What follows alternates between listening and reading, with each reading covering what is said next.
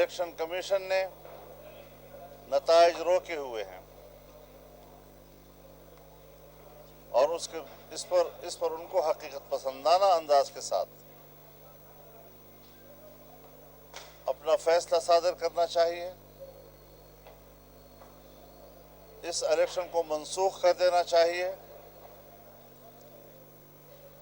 اور ابھی الیکشن نہیں ہوا تھا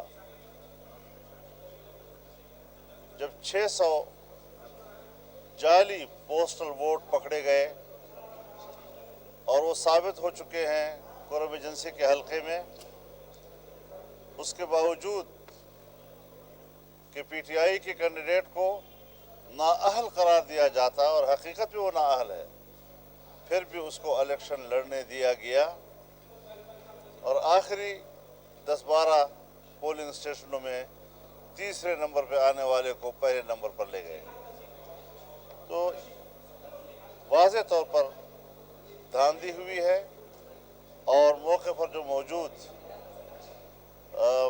پولنگ آفیسرز تھے وہ یا تو اس میں ملوث ہیں یا پھر بے بس ہیں, لیکن انتخاب کے نتائج کو ہم تسلیم نہیں کر سکتے. دوسری بات یہ ہے کہ اس وقت جنوبی وزیرستان میں ایک قبائلی جنگ شروع ہے. کئی روز سے دو قبیلے ایک دوسرے کے خلاف مورچہ زن ہیں. خون ریزی ہو رہی ہے اور مزید اس میں اضافے کا خطرہ ہے. اور وہاں پر موجود انتظامیہ یا تو بے بس ہے یا عمداً وہ سمجھتے ہیں کہ قبائل آپس میں لڑے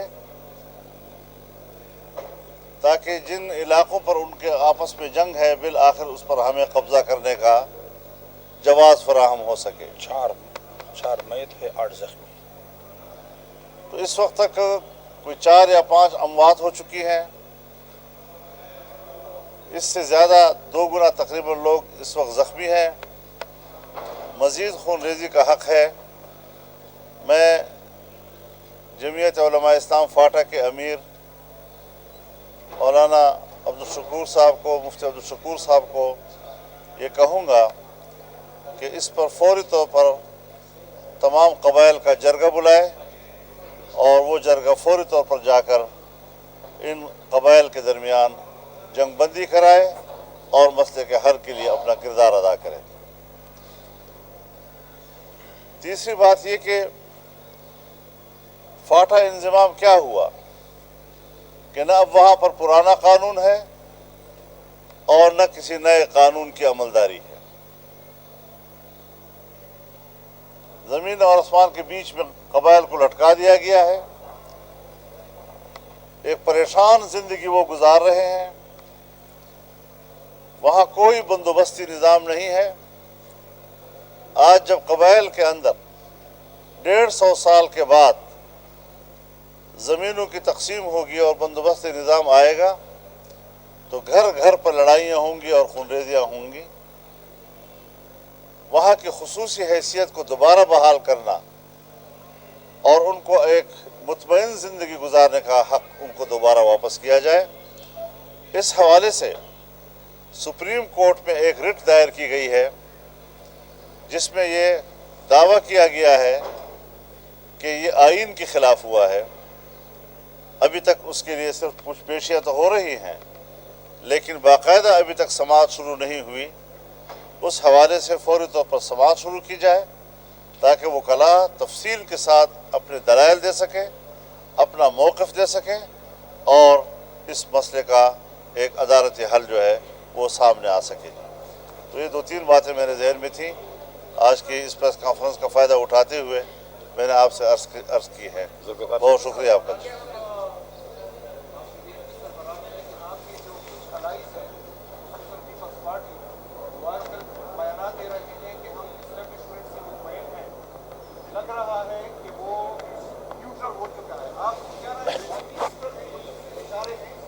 دیکھیے آپ ہر بات کو بتنگڑ نہ بنائیں.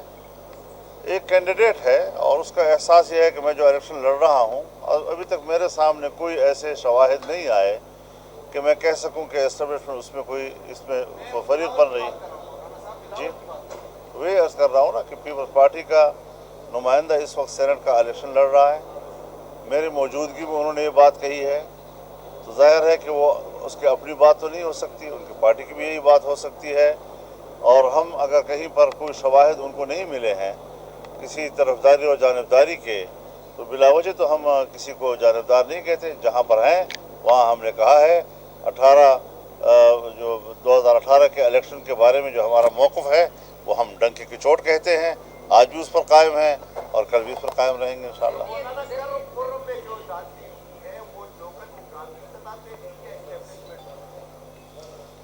دھاندلی ہے، بہرحال جس سطح پر بھی ہو ناقابل قبول ہے.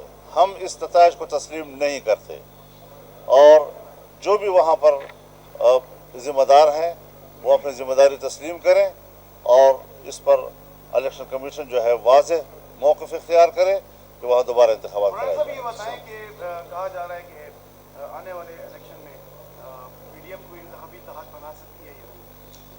ابھی تو یہ انتخابی اتحاد نہیں، لیکن اگر انتخابی اتحاد بنتا ہے تو اس کو خارج از امکان بھی قرار نہیں دے سکتا. اچھا مولانا صاحب، اگر آپ کے پاس قرب جیسی کے دھاندلی کے شواہد ہیں تو الیکشن کمیشن اس سے رجوع کیوں نہیں کرتا؟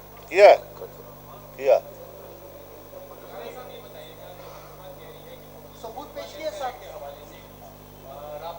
جی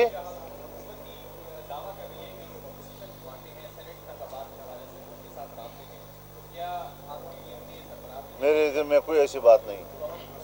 وہ اگر نہیں، یہ بتائیں کہ پیپلز پارٹی کی جانب نہ ہمارا کوئی رابطہ ہے نہ ان کا کوئی رابطہ. پیپلز پارٹی کی جانب سے کہا جا رہا ہے کہ آنے والے سینٹ الیکشن میں سرپرائز دیا جائے گا. تو کیا سمجھتے ہیں آپ کو سرپرائز دیں گے؟ سرپرائز یہی ہے کہ انشاءاللہ ہم کامیاب ہوں گے. مولانا صاحب کہا جا رہا ہے آپ بھی ہارس ٹریڈنگ کے خلاف ہیں. سپریم کورٹ کے فیصلے کو ریفرنس جو دائر کیا گیا ہے آنے والے دن میں کس نظر سے دیکھتے ہیں؟ وہ بھی کہتے ہیں خفیہ بیلٹ ہے. آپ کیا چاہتے ہیں کہ باقی دیکھیے اس میں ایک جو ان کے ریمارکس آتے رہتے ہیں جج صاحبان کے، تو سب سے پہلا ریمارکس ان کا یہ آیا تھا کہ یہاں آئین خاموش ہے. جہاں آئین خاموش ہوتا ہے وہاں کورٹ کا کردار ختم ہو جاتا ہے، وہاں پارلیمنٹ کا کردار ہوتا ہے کہ وہاں پر وہ آئین میں ترمیم کرے، ایک نیا شق لائے، اس کی وضاحت کرے. کورٹ ہمیشہ کسی آئینی شق کی تشریح کرتا ہے. اگر وہاں آئینی شق ہی موجود نہیں ہے تو پھر اس حوالے سے ہماری یہ درخواست ہے کہ عدالت اپنے آپ کو فریق نہ بنائے اور صورتحال کو جو کا تو رہنے دیا جائے.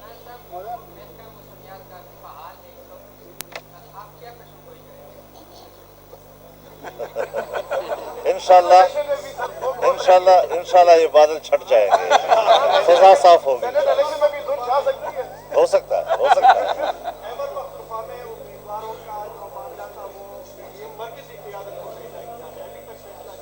دیکھیے یہ پروسیس چلتے رہتے ہیں پارٹیوں میں اور ہر سطح پہ چلتے ہیں، تو ابھی یہ پروسیس ہم سب رابطے میں ہیں. آج بھی اسٹیئرنگ کمیٹی کا اجلاس ہے، اس میں بھی اس ساری صورتحال پر غور ہوگا اور ہم یہ کوشش کر رہے ہیں کہ حزبی اختلاف کی جماعتیں جو ہیں وہ ایک دوسرے کو سپورٹ کر کے الیکشن لڑیں. مولانا صاحب یہ ایک بات آپ کی کی تقاریر میں سنی ہے کہ کچھ سال قبل کچھ لوگ آپ کے پاس آئے تھے کہ آپ ان کی بات مان لیں، اگر بات نہیں مانے تو پھر آپ اکیلے رہ جائیں گے. کیا آپ ابھی تک اکیلے کہ کچھ لوگ ساتھ آئیں گے؟ تو آپ مجھے اکیلا محسوس کر رہے ہیں کہ اتنی ملین مارچ آپ نے دیکھے، پشاور کا ملین مارچ آپ نے دیکھا، آزادی مارچ آپ نے دیکھا، اس کے بعد ہماری پی ڈی ایم کے لیول پر آپ نے جلسے دیکھے. جمعیت علماء اسلام اور پورے ملک کے کسی ایک مسجد کا ایک مولوی وہ حکومت کے پیسے کے جھانسے میں نہیں آیا. اور میں سلام پیش کرتا ہوں اپنے علماء، اپنے ائمہ مساجد، اپنے خطباء کہ انہوں نے ضمیر کو سب سے بڑی دولت سمجھا ہے اور حکومت کے ان چند سکوں کو ان کے منہ پر مار دیا ہے. الیکشن میں اگر پی ڈی ایم یا دوسری جماعتیں جیت جاتی ہیں تو کیا 26 مارچ کو دھرنا ہوگا؟ 26 मार्च तो इससे मुताल्लिक़ नहीं है। 26 मार्च तो ऑलरेडी एक तयशुदा हमारा ऐलान है और वो शेड्यूल के मुताबिक इंशाअल्लाह पूरे मुल्क से 26 को काफ़िले रवाना होंगे इंशाअल्लाह।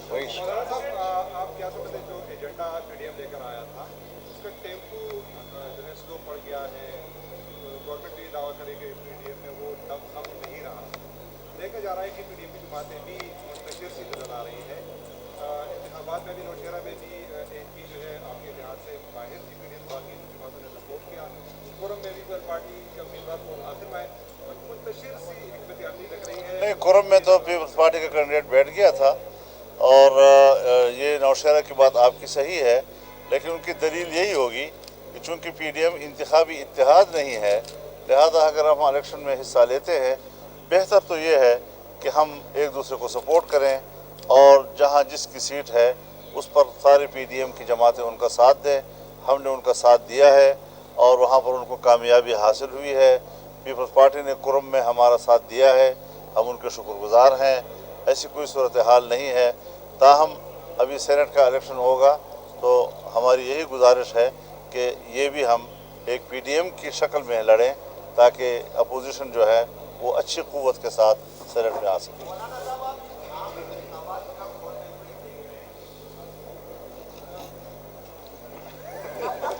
सबसे मुश्किल सवाल कर रहे हैं आप। आम इंतखाबात बहरहाल होंगे।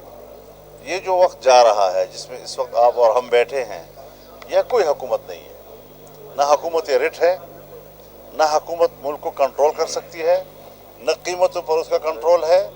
आम आदमी परेशान है, कोई आदमी बाज़ार से कुछ ख़रीदने के काबिल नहीं रहा है और मुल्क की मईशत बैठ गई है।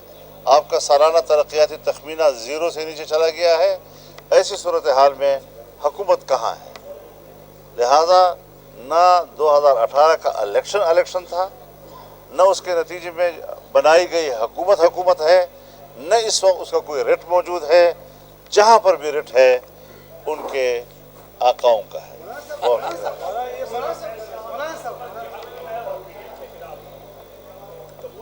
ये कि अगर की बातें बाद में होंगे ना, अभी अगर जी ये तो इसका दारोमदार मेज़बान के रवैये पे है जी।